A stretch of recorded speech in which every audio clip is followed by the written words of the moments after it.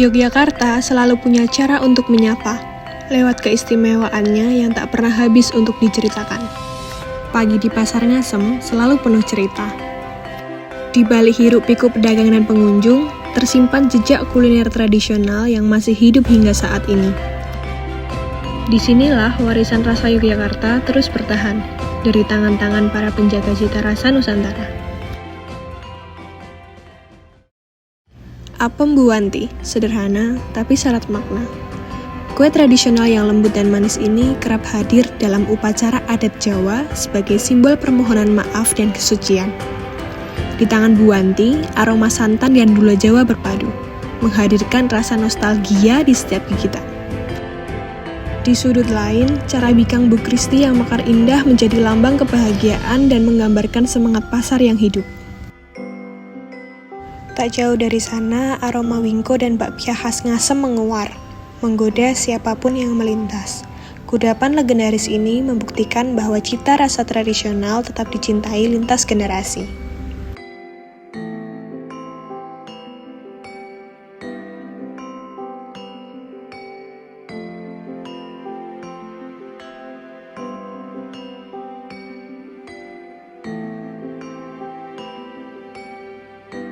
Di tengah hiruk-pikuk pasar, ada kehangatan yang menenangkan. Wedang Sendang Ayu Mbak Marsue. Ramuan jahe, serai dan jeruk berpadu dengan sempurna. Mbak Marsue percaya, wedang bukan sekedar minuman, tapi bentuk kasih dari budaya Jawa yang meneduhkan. Di sisi lain, Yujumila sudah tahunan menjaga resep jenang buatannya. Bagi Yujumila, jenang bukan hanya sekedar makanan manis, tetapi simbol tentang kesabaran, harapan, dan perjalanan hidup yang dijalani secara bertahap. Dan ketika siang mulai terik, segelas dawet ireng ayu manis menjadi pelepas dahaga. Perkenalkan, kami dari Wingko Ngasem, bakpia dan Wingko Ngasem dari produknya Pak Bambang Wiwit. Untuk Wingko dan bakpia Ngasem kita berdiri dari 1996. Kalau untuk di Pasar Ngasem kita baru 2 tahun. Untuk produk Wingkonya itu emang beda dari Wingko yang lain. Dari bahan bakunya kita menggunakan bahan-bahan yang benar-benar berkualitas dan tanpa bahan pengawet. Kalau untuk bakpianya juga sama, kita tanpa menggunakan bahan pengawet dan bahan-bahan yang benar-benar berkualitas. Untuk tempat masaknya kita dimasak langsung di pasar menggunakan arang, jadi aromanya itu lebih keluar daripada bakpia-bakpia yang lain menggunakan oven listrik ya.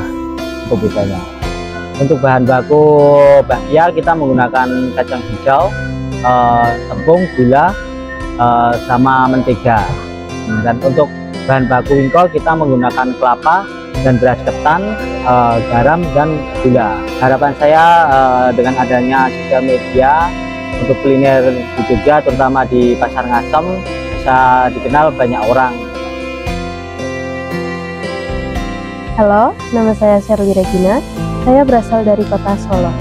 Alasan saya tertarik datang ke kuliner Pasar Ngasem ini yang pertama karena saya saat melihat di media sosial itu banyak banget yang meliput di Pasar Ngasem dan tidak pernah sepi pengunjung, jadi saya tertarik untuk mencoba.